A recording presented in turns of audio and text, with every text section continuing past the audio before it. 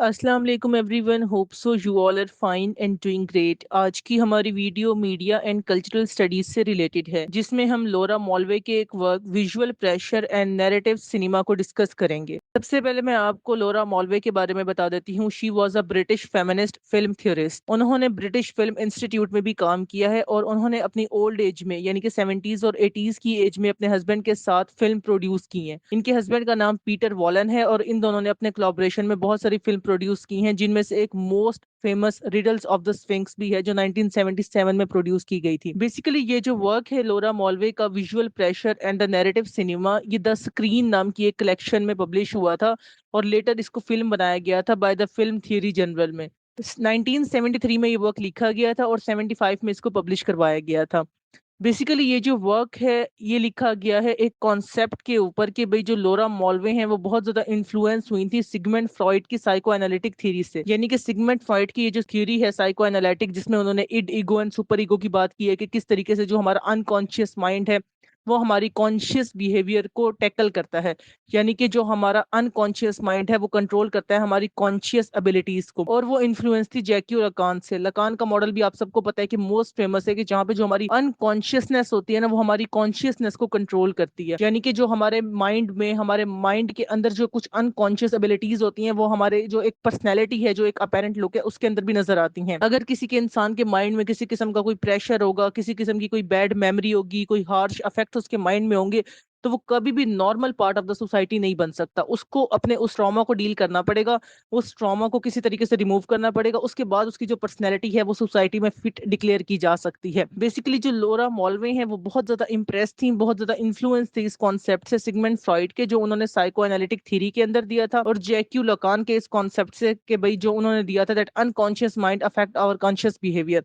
तो बेसिकली ये दोनों ना कॉन्सेप्ट्स आपस में इंटर रिलेटेड हैं। अब एक और बात यहाँ पे की थी लोरा मॉलवे ने कि बेसिकली ये जो कॉन्सेप्ट है ना सिगमंड फ्रॉइड का साइको एनालिटिक थ्योरी, ये एक पॉलिटिकल वेपन है। देखो साइको एनालिटिक थ्योरी ने हमें ये बात बताई कि आप किसी के ब्रेन की स्टडी कर सकते हो उसके साथ टॉकिंग थेरेपी करके। यानी कि आप किसी से थोड़ी देर बात करो और आपको अंदाजा हो जाएगा कि उसके माइंड में क्या चल रहा है। तो अगर आपने किसी के एक इम्प्लिसिट थॉट्स को बाहर निकालना है, किसी के अंदर की बात को बाहर निकालना है, तो ये एक पॉलिटिकल वेपन कंसीडर किया जाता था। कि जो साइको एनालिटिक थ्योरी है ये कहीं ना कहीं उसका साइड इफेक्ट भी है कि आप कोई ऐसी सीक्रेट जो इंसान नहीं चाहता कि बाहर आए, वो भी बाहर निकलवाया जा सकता है। तो ये एक पॉलिटिकल वेपन के तौर पे कॉन्सेप्ट यूज होता था psycho analytic theory by the Sigmund Freud. अब इन्होंने एक और टर्म को बहुत ज्यादा पॉपुलराइज करवाया था, वो थी मेल गेज की टर्म। बेसिकली ये जो टर्म है मेल गेज, ये पहले इनिशियली जो दी थी ना वो जॉन बर्गर ने दी थी अपनी एक सीरीज ऑफ फिल्म्स के अंदर, जिसका नाम था वेज ऑफ सेइंग। यानी कि जॉन बर्गर ने अपनी एक फिल्म की सीरीज प्रोड्यूस की थी जिसका नाम था वेज ऑफ सेइंग। उन्होंने ना उसके अंदर एक टर्म दी थी मेल गेज की। लेकिन इस मेल गेज की टर्म को जो पॉपुलैरिटी मिली है ना वो लोरा मॉलवे की वजह से मिली है। यानी कि मॉलवे ने इसको पॉपुलराइज करवाया टर्म को। इस टर्म की असल मीनिंग, जो एक्सप्लिसिट और इम्प्लिसिट मीनिंग है, वो लोगों के सामने प्रेजेंट किए हैं लोरा मॉलवे ने। उन्होंने कहा कि जो बेसिकली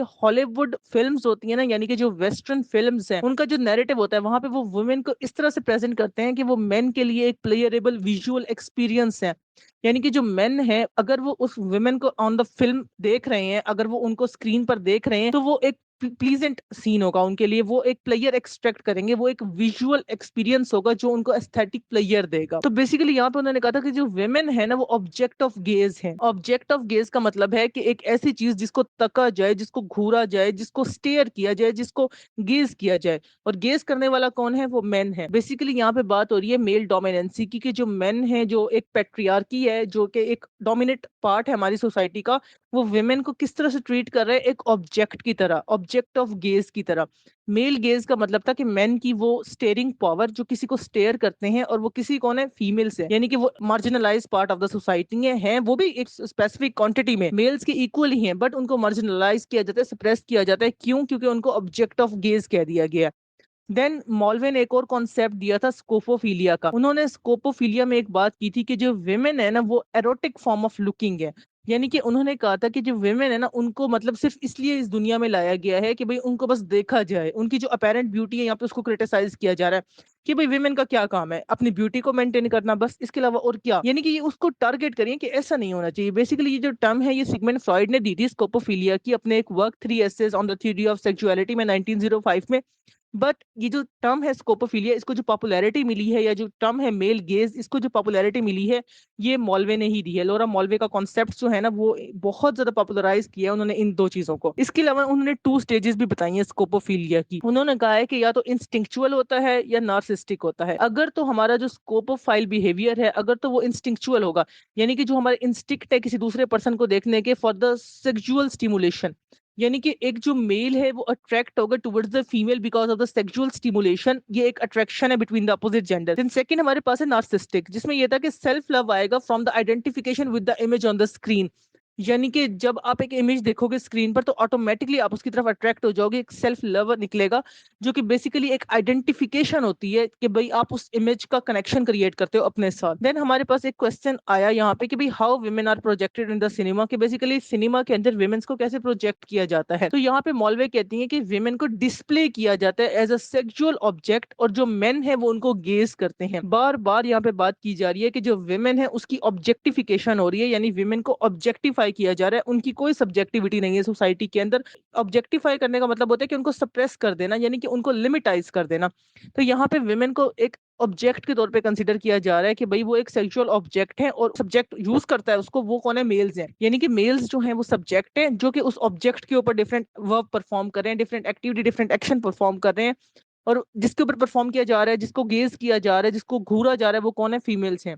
जो विमेन है ना, बेसिकली वो ऑब्जेक्ट है मेल्स के एरोटिक गेज का, यानी कि जो मेल्स का एक क्यूरियस गेज होता है कि भाई वो जानना चाहते हैं एक अगली चीज के बारे में, तो वो जो चीज है वो फीमेल्स है। देन यहाँ पे मॉलवे ने क्रिटिसाइज किया है एल्फ्रेड हिचकॉक को और जोसेफ वॉन स्टेनबर्ग को कि भाई ये जो दो लोग थे, इन्होंने विमेन के बॉडी पार्ट्स को इस तरह से प्रेजेंट किया कि भाई जो स्पेक्टेटर हैं वो उसको देख के जॉय फील करें, प्लेयर एक्सट्रैक्ट करें।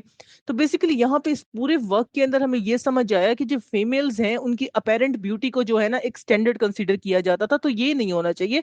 विमेन्स के ओपिनियंस हैं, उनकी आइडियोलॉजीज हैं, उनके पॉइंट ऑफ व्यूज हैं, उनका एक स्टांस है किसी भी मोटिव के ऊपर सोसाइटी के अंदर। उनका एक सोशल स्टांस हो सकता है, कोई कल्चरल ओपिनियन हो सकता है, कोई पॉलिटिकल आइडियोलॉजी हो सकती है, तो उनकी ये चीजें जो हैं सोसाइटी में अथॉरिटेटिव होनी चाहिए, उनको इंपॉर्टेंस मिलनी चाहिए। वो कि मार्जिनलाइज पार्ट तो नहीं है, जितने मेल्स एग्जिस्ट करते हैं सोसाइटी में उतनी ही फीमेल्स भी हैं। तो इतनी बड़ी अमाउंट में अगर कोई हमारे पास क्रिएचर एग्जिस्ट कर रही है तो हम उसको नेग्लेक्ट नहीं कर सकते। बेसिकली यहाँ पे बात हो रही है कि भाई 3 काइंड्स होती हैं मेल के गेज की, कि किस तरीके से वो वुमेन्स को टारगेट करते हैं। 3 टाइप्स ऑफ कैटेगरीज है हमारे पास गेजिंग की। पहला ये है the look of the cinema. अक्सर हम लोगों के पास होता है कि भाई जो लोग फिल्म इंडस्ट्री में काम करते हैं वो ज्यादा मॉरल नहीं होते, या फिर जो फिल्म इंडस्ट्री में सिनेमा में जो हमारे सामने फीमेल्स प्रेजेंट की जाती हैं उनका मॉरलिटी से दूर दूर तक कोई वास्ता नहीं होता। इस तरह की ना इंटरप्रिटेशन, या फिर मैं कह सकती हूँ मिस इंटरप्रिटेशन हमारी सोसाइटी में एग्जिस्ट करती हैं। तो बेसिकली ये लुक ऑफ द सिनेमा है कि सिनेमा में वो इस तरह से पोर्ट्रे करते हैं फीमेल को कि वो एक वल्गर इमेज प्रोड्यूस होती है, कि भाई वो एक नेगेटिव इंपैक्ट ही जाता है लोगों के माइंड सेट तक। ठीक है। देन सेकंड कॉन्सेप्ट हमारे पास है gaze of the man with in the film narrative. अब उसी मूवी के अंदर, यानी कि जो फिल्म चल रही है, जो प्रोटैगनिस्ट होगा, जो मेल हीरो होगा, वो उसी प्रोटैगनिस्ट यानी कि जो फीमेल हीरोइन होगी उसकी तरफ अट्रैक्ट हो रहा होगा। जैसे कि हीरो और हीरोइन का सीक्वल दिखाया जाता है किसी भी मूवी के अंदर, तो बेसिकली वो जो मेन और वेमेन का एक सीक्वेंस दिखाया जाएगा ना, जहाँ पे मेन जो है वुमेन की तरफ अट्रैक्ट होगा, तो ये एक मैसेज कन्वे करेगा कि भाई जो मेल गेज का, कि जो मेल है उसकी गेजिंग होती है toward the females. Then third point हमारे पास है gaze of the male spectator. अब जो ऑडियंस में मेल बैठा हुआ होगा वो उस चीज को देख रहा होगा और वहां से क्या परसीव कर रहा होगा कि मेल्स जो है वो डोमिनेटिंग है, और ये जो गेजिंग है ये एक नॉर्मल फिनोमिना है टुवर्ड द वुमेन। 3 कैटेगरीज बताई मेल गेज की। पहली क्या थी? The look of the camera. जो कैमरा है वो मेल को डोमिनेटिंग दिखाएगा और फीमेल्स को सप्रेस दिखाएगा।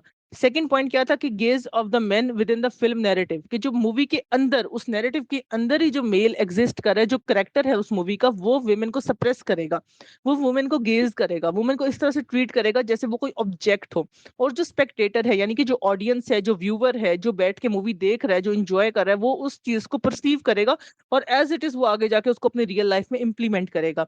तो बेसिकली ये जो थे, ये 3 टाइप्स ऑफ मेल गेज थे, और यहाँ पे ये ऐसे एंड हो जाता है। बेसिकली जो लोरा मॉलवे का ये वर्क है, ये visual pleasure and narrative cinema को डिक्लेयर करता है कि जो हम देखते हैं वही चीज हमारे माइंड में प्रेशराइज हो जाती है, और वही चीज हमारे माइंड में एक बहुत ह्यूज इम्पैक्ट डालती है, यानी कि हमारा माइंड उसी चीज को परसीव कर लेता है।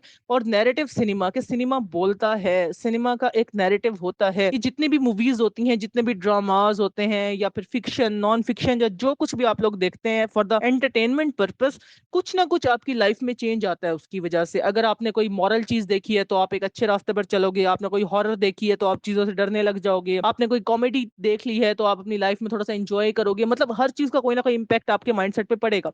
तो बेसिकली ये है नैरेटिव सिनेमा का कॉन्सेप्ट, कि सिनेमा जो है वो नरेट करता है, वो कुछ बोलता है, और उससे क्या होता है, विजुअल प्रेशर क्रिएट होता है कि सिनेमा में आप कुछ देखते हो, एक आपके ऊपर विजुअल प्रेशर पड़ता है। वो जो एक विजुअलाइज सीन आपके सामने है, आप उसको परसीव करते हो, और आपकी मेंटल कैपेबिलिटी जो है वो वहां से कोई ना कोई मीनिंग जनरेट करके आपकी पर्सनैलिटी को इम्पैक्ट करती है, और फर्दर आपकी उस पर्सनैलिटी के अंदर जो इम्पैक्ट क्रिएट हुआ है, आप सोसाइटी को उससे इफेक्ट करते हो। So basically, this was the work by the Laura Mulvey that has the title of Visual Pressure and the Narrative Cinema. That's it for today. Thank you so much for your time. Allah Hafiz.